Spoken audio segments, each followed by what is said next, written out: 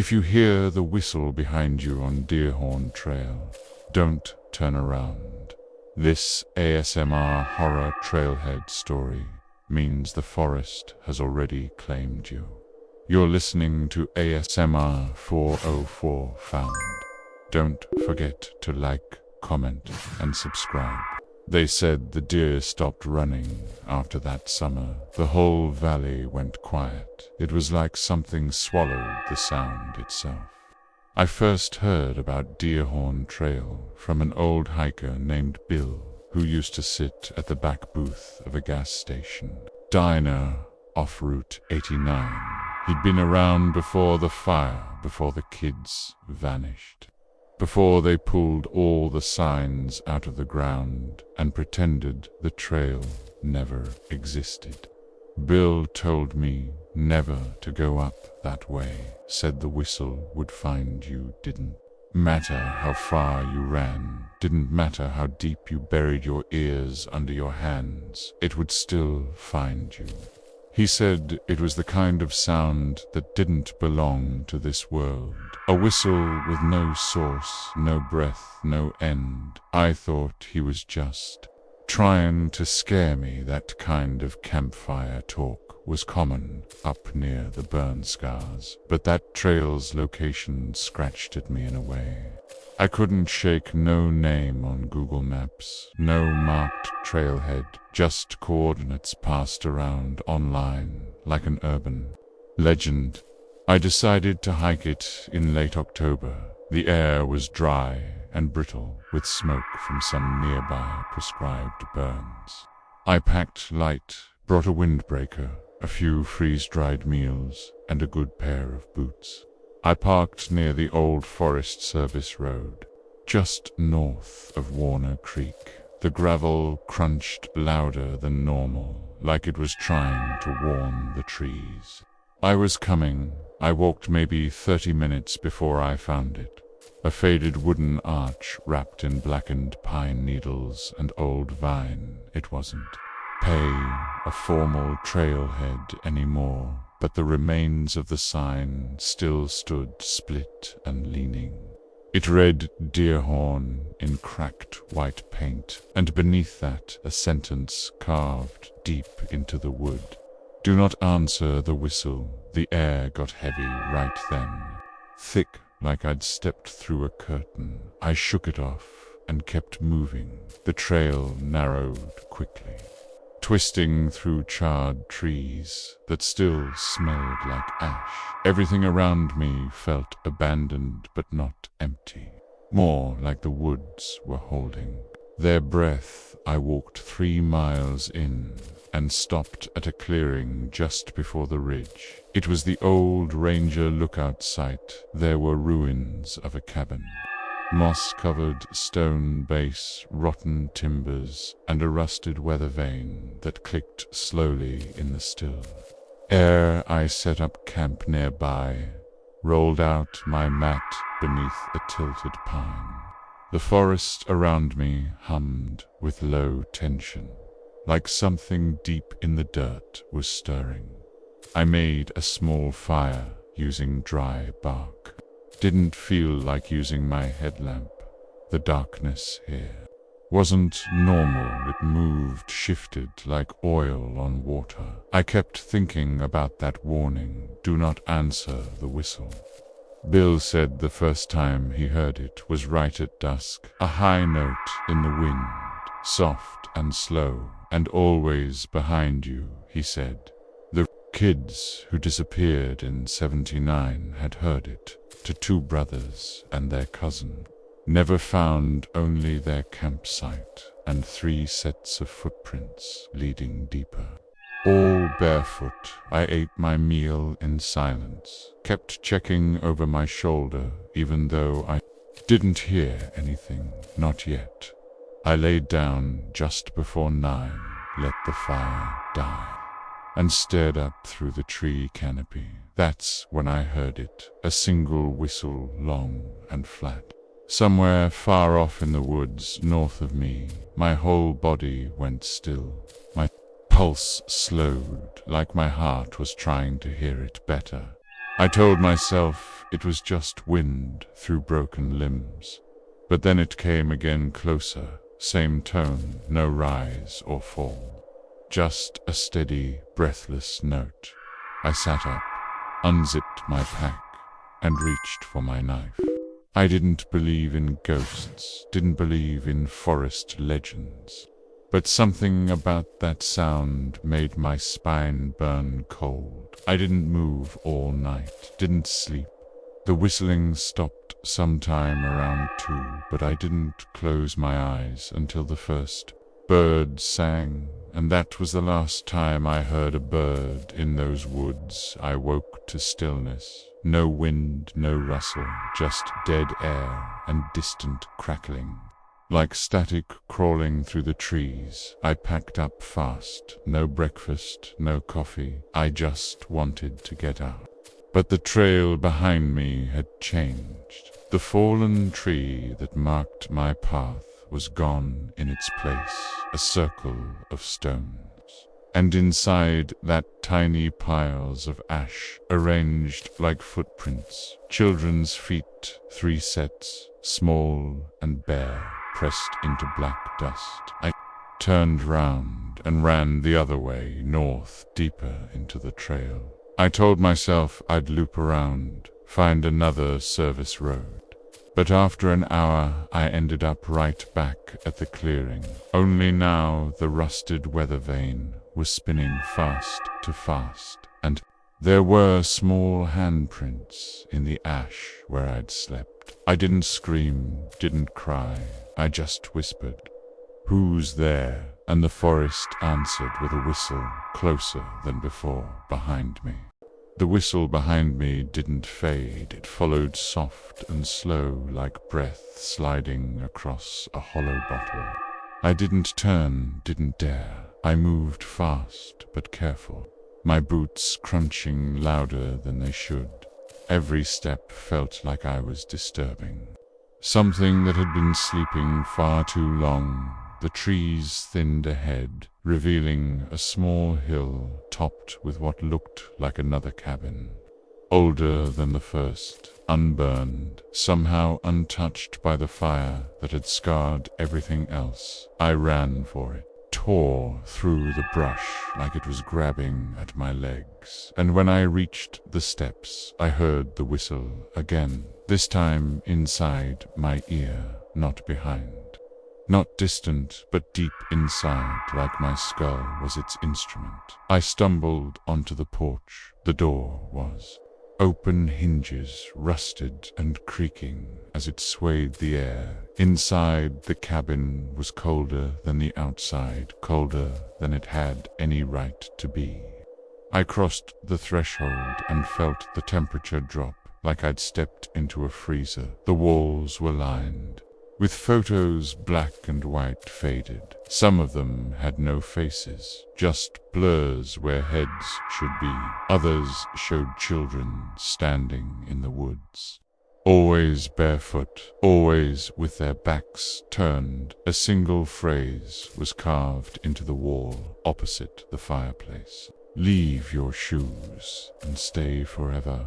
I backed away from it, my feet suddenly itching, burning inside my boots. I looked down and saw ash leaking from the seams of my laces, tiny gray footprints smeared on the wooden floor beneath me.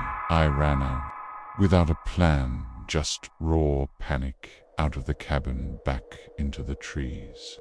I didn't know where I was going. The forest had shifted again. The trail was gone. Only trees, endless and repeating. I passed the same hollow stump 3 times. Each time it was closer to me. Each time it had more ash around it. And then the 3rd time, there was something inside it, a child's drawing. Scrawled in red crayon on yellow paper, it showed 3 figures, 2 tall, 1 small, all standing before a crooked tree, and above them that same phrase, "Leave your shoes and stay forever." The whistle came again, but this time there was a second one, a response, higher pitched, almost playful. They were calling to each other, and I was in between. I closed my eyes, spun, bound, and started running. No direction, no map, just instinct. I ran until my legs ached, until my breath scraped like sandpaper, until I found the river wide, cold, and black with shadows. I crossed it without thinking, boots sinking into the silt, soaked to the knees. The current tried to pull me, but I made it to the other side only to find another sign, this one carved into stone. Shoes make noise. Noise wakes the hollow one. I ripped the boots off my feet, raw and bleeding from the river rocks. But something in my mind screamed that I had to obey. I tied the laces together, hung the boots on a branch, and walked barefoot into the silent trees. The forest went quiet, not peaceful, but watchful, like it was listening, judging, waiting. I moved, slow now, each footstep sinking into cool moss and soft dirt. Every leaf pressed under my heel seemed to sigh. The whistle didn't come again, but I could feel it, like pressure, a vibration in my jaw. Behind my eyes, the sun was beginning to set, bleeding. Amber light through the canopy. I found another structure just as the light died, a stone circle half buried in vines inside it. A trapdoor, rusty and chained, with symbols etched around the rim hand's teeth. A whistle with legs. I don't know why. Opened it. I should have run, should have screamed, but I lifted the rusted ring and pulled. The hinges groaned like something ancient had just woken up inside.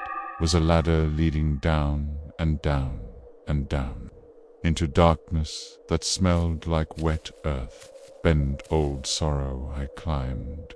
Counted the rungs as I went, lost count after 40. Still no bottom, still climbing the walls around me. Pulsed, like I was inside something living. The whistling started again. But now it was above me, and below, and inside. A choir of breathless wind, calling, welcoming, mocking. I reached the bottom, or maybe I didn't. The air just changed, got thicker, got stiller. And then I saw them eyes, hundreds floating in the dark, like stars. Some were human, some were not, all watching, all waiting. The space was a cavern, circular, with a mound in the center, and on that mound a figure made of ash and roots. No face, just a mouth, an open O. Like it was mid-whistle, forever its arms were long, too long, stretching into the ceiling, connected to the roots above it, turned toward me without moving, and the eyes around it blinked. In rhythm, a voice entered my mind. Not spoken, not heard, but known. It said, "Take off your skin, stay a while, let the woods remember you." I tried to scream, but my mouth wouldn't work. My limbs didn't move. My thoughts bent inward. And then something touched my ankle. Small fingers, ashy, barefoot. And I heard the children's voices whisper, "Stay please, it's so quiet without you." The fingers at my ankle tightened, small, grainy, like they were made of wet ash, pressed into shape. And then another set touched my calf. Then my shoulder. I couldn't move, couldn't blink, just watch as the mound began to rise, the creature growing. Taller, its arms still attached to the roots above the mouth, whistling without breath. Without sound now, just the motion and the vibration in the marrow of my bones. Something moved beside me, a child, pale gray eyes, like polished stone. It reached. up and pressed a finger to its lips, then pointed to the mound, and I realized they weren't ghosts. They weren't lost. They were part of it, the hollow one. It needed them fed on them, but also kept them preserved. Them like bugs in amber I fought. To move, to speak, to think, anything that didn't belong to the whistle. But it was inside me now, threading through my veins, winding around my ribs. The ash child beside me tugged at my sleeve, and then placed something in my hand, a shoelace, frayed, by and blackened, wrapped around a small bone. A pinky toe, I screamed, or tried to, but only the whistle came out. My voice was gone, replaced, owned. I dropped the bone. It vanished into the dirt like it had never been there, and the mound shifted again. A shape rising from its center, human, almost wearing a ranger uniform from the 70s, face hollowed, whistling from the neck where a throat should be. Its badge, said McKenna, the ranger who vanished in 79, the one sent to find the missing kids. Bill had mentioned him, said all they ever recovered was his hat and a cassette recorder. The uniformed thing stepped forward, tilted its head, and raised its hand. I felt my feet lift, my body drawn upward like a puppet, my vision blurred, spotted. The ash swirling, now like a windstorm inside a sealed bottle. I whispered, please, please, let me go. But the woods didn't speak in mercy. They spoke in memory, and the trees wanted to keep me, the cabin, the trail, the river.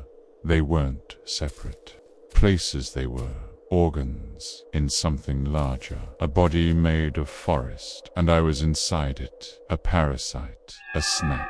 But then something shifted. The children backed away, their eyes wide. The whistling stopped, all of it, cut off like someone had closed a valve. And from above I heard footsteps crunching leaves. Real, alive, someone was here. Someone not part of it. I dropped, fell to the dirt with a thud that cracked my ribs. The pain was real, so sharp it cleared the fog from my skull. I crawled, blind, desperate, toward the sound. The trapdoor above opened, light, moonlight, spilling down like water, and a face appeared, flashlight in hand. A woman, young, scared, holding a radio. She shouted down, "Hey, you okay? You're not supposed to be here." I tried to speak only. Managed a rasp, but it was enough. She dropped a rope, pulled me up, each tug tearing me from the hollow one's grasp. The roots shrieked, the mound collapsed, the ash screamed without sound, and I climbed barefoot, bleeding but alive. She dragged me, bout, and slammed the trapdoor shut, then poured salt across it and lit a flare. The light seemed to burn the ground itself. The forest howled, every tree bent back like in a storm. And for a moment I saw their faces, the children, hundreds of them peering. From the trees, all barefoot, all whispering, all whistling silently. She turned to me, tossed me a blanket, and said, "You're lucky, it usually doesn't let people go." I asked who she was. She said her name was Dana. Forest Service volunteer, her sister. Was one of the kids who vanished. She'd been looking for her ever since found the trail 2 years ago. Been trying to keep people out ever since. But it calls, she said. The hollow one calls. She drove me back to the main road. Didn't speak the whole time, just stared at the trees. When we got to the gas station diner, she handed me a book, handmade, wrapped in canvas, full of drawings, notes, names of the lost. She told me to read it, to remember them, and to never come back. Then she drove away, disappeared down Route 89 like a ghost in reverse. I sat there for hours. Inside, the diner bill was gone, the booth empty, but the radio behind the counter played something strange. A single tone, long, flat, breathless, like a whistle with no mouth. I never went back, but I still hear it every night in the silence between dreams, in the cracks of drywall, in the rustle of leaves against my window. They said, the deer stopped running after that summer. And I know why now, because the hollow one doesn't like to chase it, only waits, listens, and whistles. They said you could hear the screaming if the wind curved just right through the canyon walls that rimmed Bear Skull Hollow. I used to think that was just something locals made up to keep out the campers and the ATV kids, or maybe to keep their secrets buried under moss and pine needles. But now I'm sitting in the ranger's shack with a broken hand and a mouth too dry to swallow, and I swear I still hear her voice whispering through the tresium. Not from Arkansas. Originally I moved here from Portland after my dad died. Needed something quiet, something simple, something far away from the echo of hospital monitors and the stench of bleach. I took a job with the Forestry Service and figured a few years living in the wouldn't kill me, but that was before Bear Skull, before the hollow got inside me. The trail isn't even on the maps anymore. They say it washed out in the 90s during that freak flood that ripped through 2 counties, but I found it anyway. Or maybe it found me. I was clearing debris on the East Ridge near Copper Fork when I saw the old wooden marker half buried behind a fallen cedar. Carved into it in barely legible script were the words, Bear Skull Hollow Trail closed 1987, not maintained. Beyond this point, and even though my radio started hissing the second I got near it, even though every hair on my arm stood straight up like I'd walked under a live wire, I stepped past the marker and into the trees. It didn't feel like the rest of the forest. It was darker, thicker, even though the sky overhead was blue and cloudless. The canopy here pressed down with a weight that made my lungs ache. Birdsong, vanished frogs, silent crickets, gone, replaced by a low humming sound like bees, deep underground. But I kept walking because something about that trail whispered to a part of me. I didn't know I had something raw and buried and hungry. The first thing I noticed was how the path curved in unnatural ways, like it had been carved by something that didn't understand how trails were supposed to work.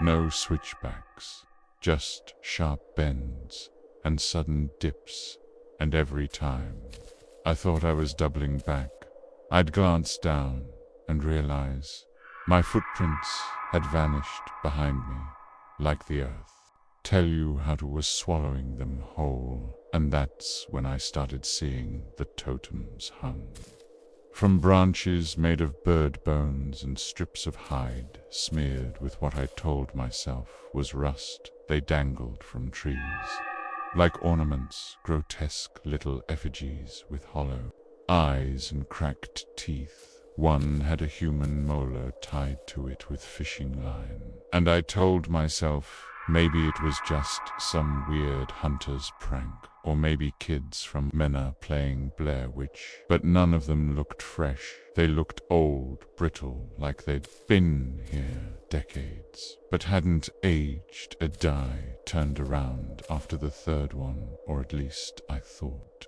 I did, but the path just kept going, twisting downhill like it was pulling me, and every time I stopped. I felt this vibration under my boots, like the forest itself was breathing, like the trees were pulsing with something. Buried deep below, something ancient and wet and hungry. The clearing appeared so suddenly. I nearly stumbled into it, a perfect circle, about 20 feet wide, surrounded by trees bent inwards, as though leaning toward whatever had once stood in the center. And in the middle was a stump blackened by old fire. Not burned, just scorched. And on top of it lay a pile of bones. Not animal, not human. Something in between. The skull was wrong, too wide, too flat, antlered, but not deer-like, more like twisted tree roots, carved into the shape of horns. And I knew then I'd gone too far.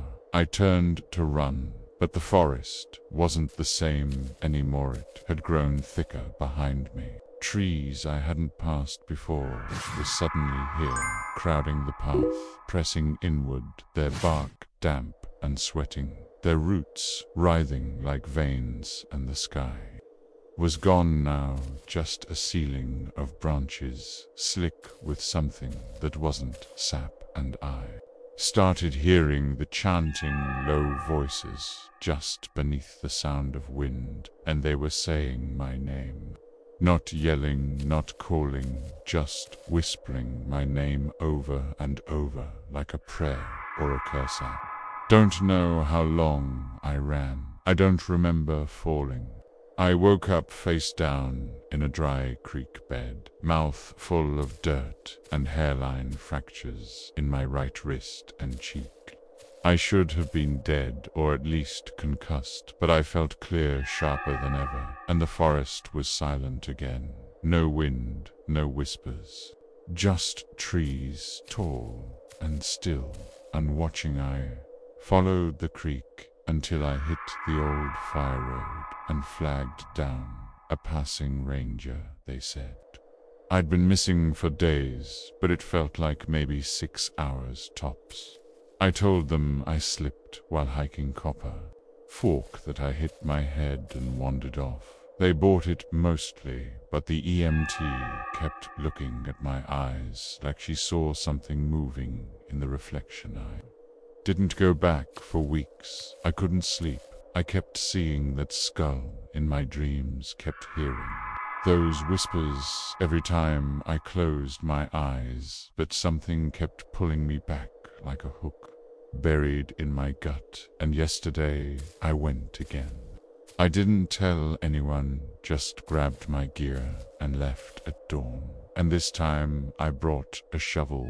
The marker was gone, so I relied on instinct, which felt sharper now, like the trees were guiding me. And sure enough, I found the trail again, and it looked the same, but older, like it hadn't aged a day.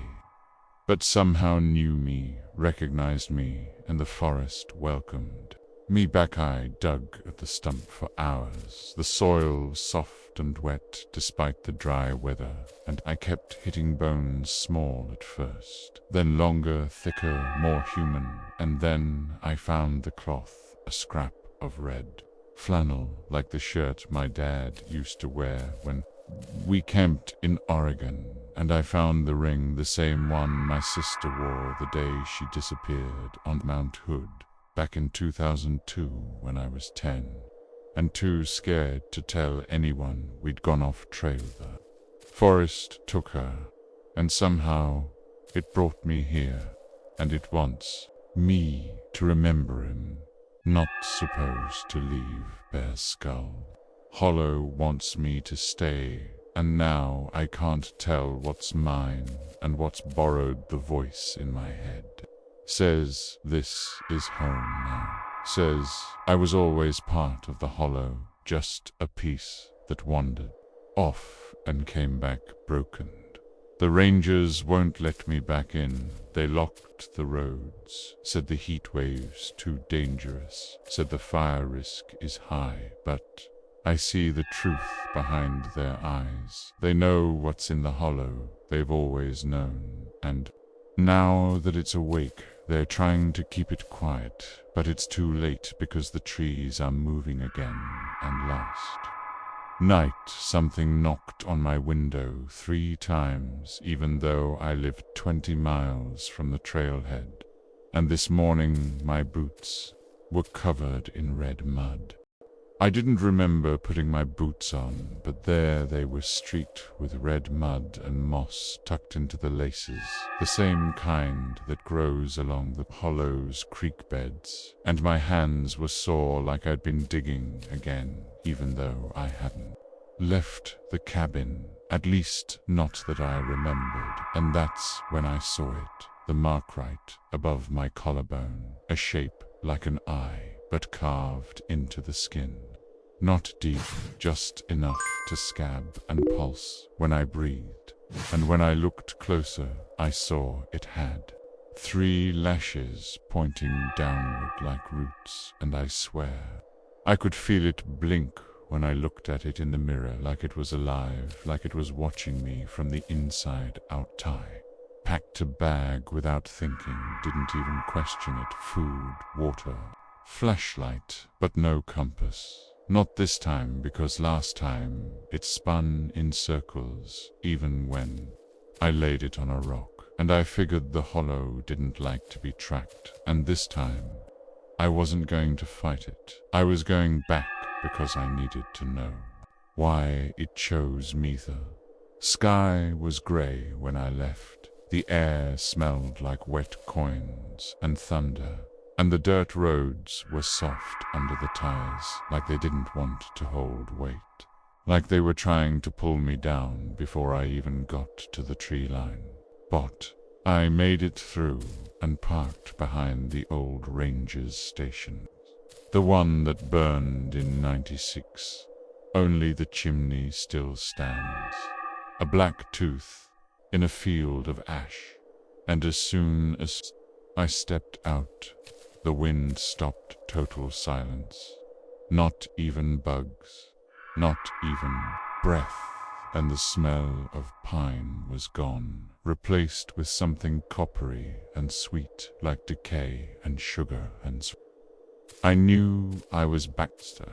Hollow doesn't begin with a trail, not really. It starts before that. You feel it first, like static in the spine, like being underwater with your ears stuffed with cotton and blood, and I felt it the second I crossed that invisible line between regular forest and something older, something deeper. I passed the first totem again. This time it had a different face, smaller, more human, and I think it had hair, mine maybe, and the bones were fresh and wet, and I didn't stop. I just kept moving, the trail more familiar now than my own driveway, and the deeper I went, the more the forest began to change. The trees weren't trees anymore. Their bark peeled in ribbons, revealing pale wood beneath like muscle, and their branches sagged low with strange fruit, small sacs that twitched when I passed them, and the path began to breathe. I swear it swelled with each step, like I was walking on the back of something asleep, something dreaming of teeth.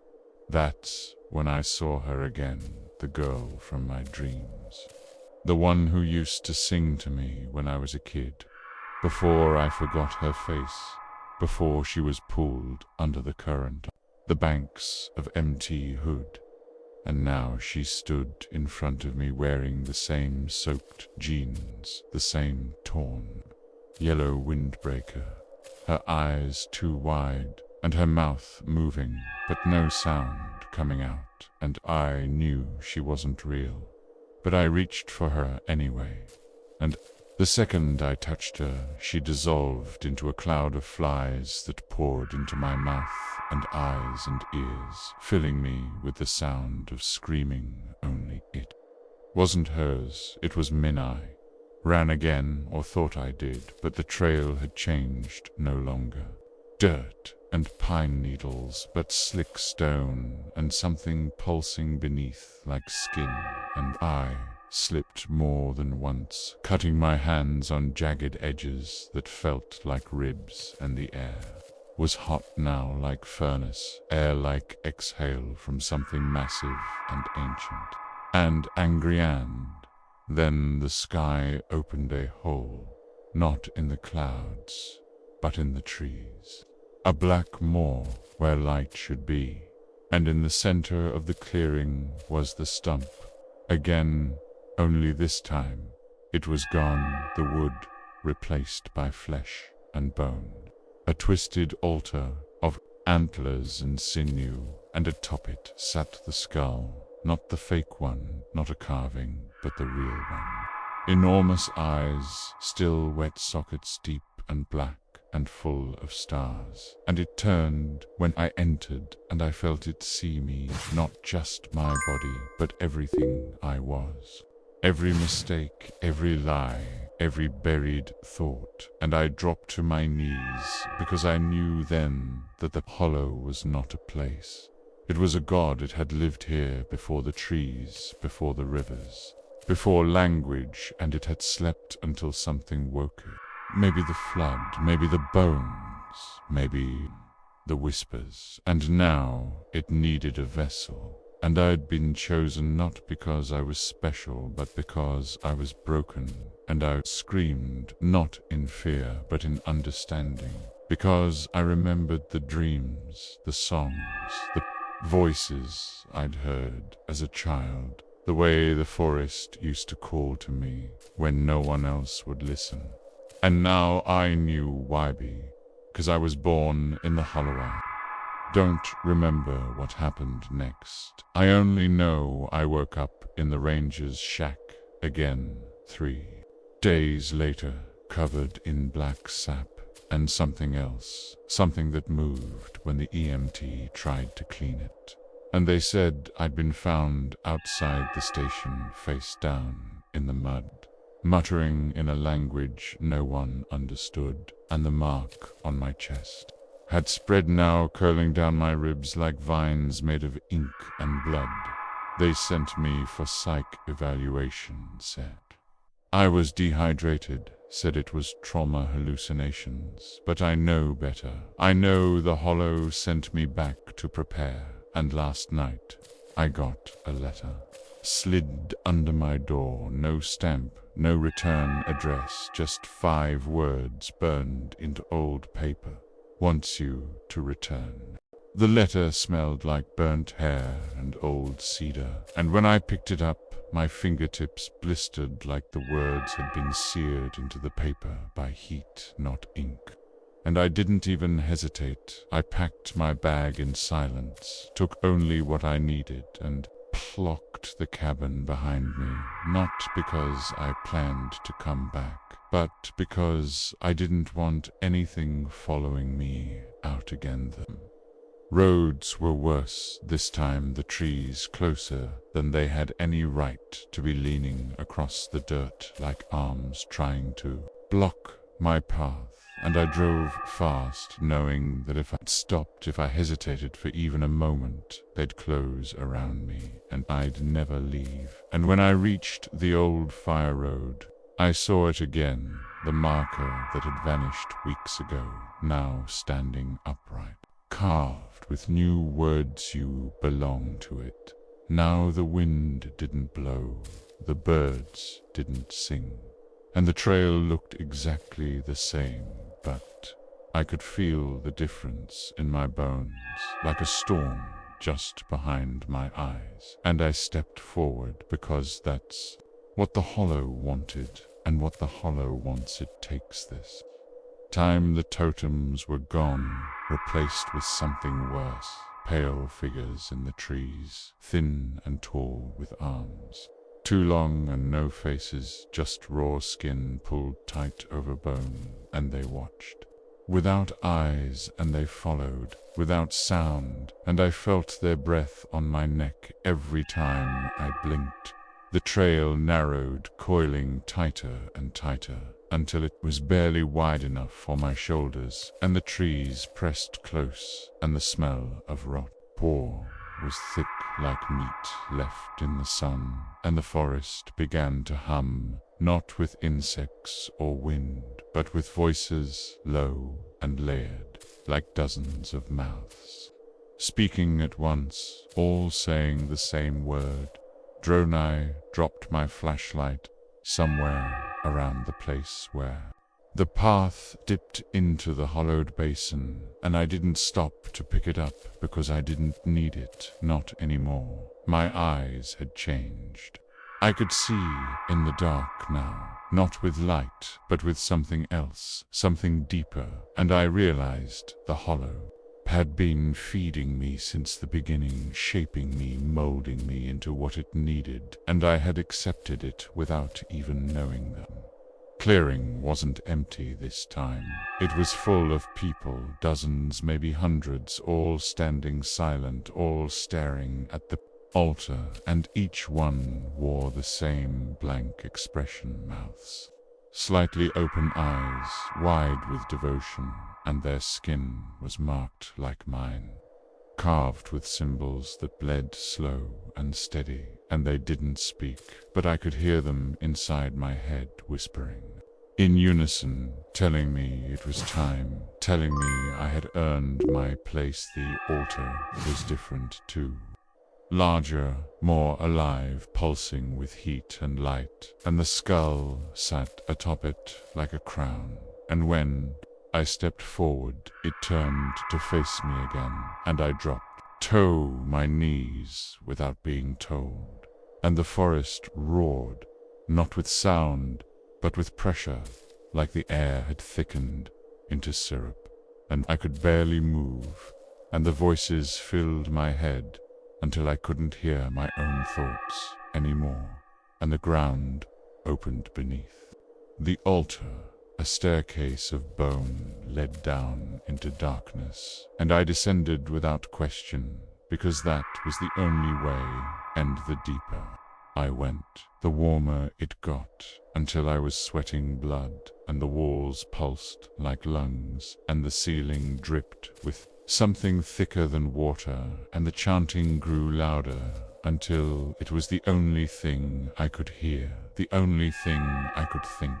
The chamber at the bottom was circular, lined with mirrors that didn't reflect me, but instead showed pieces of the forest, the place as it was 1,000 years ago, and 1,000 years from now, and in the center was a pool, black and still, and when I looked into it, I saw myself not as I was, but as the hollow saw me, a vessel, a gate, a mouth through which it would speak. I stepped into the pool, and it welcomed me not with warmth, but with hunger, and I sank without resistance, because I was ready, and I could feel the forest above me shift in response, roots curling tighter, the air growing heavier, the trees beginning then rhythm with my own, and I knew then that I had become something more than human, something older, something sacred. I emerged, not as myself, but as part of it, and when I returned to the surface, the clearing was empty and the altar gone. Put in the forest, silent and still, but I could feel it alive beneath my feet, in the trees, in the wind, in the dirt, and why I knew what I had to do. Walked until I reached the edge of the hollow, the invisible line where the normal world begins, and I stopped and waited. And now I sit here writing this, not because I want to warn you, but because I want you to understand this trail, this place. It isn't cursed, it isn't haunted, it has chosen me to speak for it, to call the others to prepare, decrowned, to spread its name, and I can feel it even now, moving beneath your feet, wherever you are reading this. It's coming for you, not with rage, not with fire, but with patience and hunger and love, because it wants you to, and the next time you find yourself alone in the woods, and the wind stops, and the birds vanish, and the trees lean just a little too far, and you'll hear it calling your name.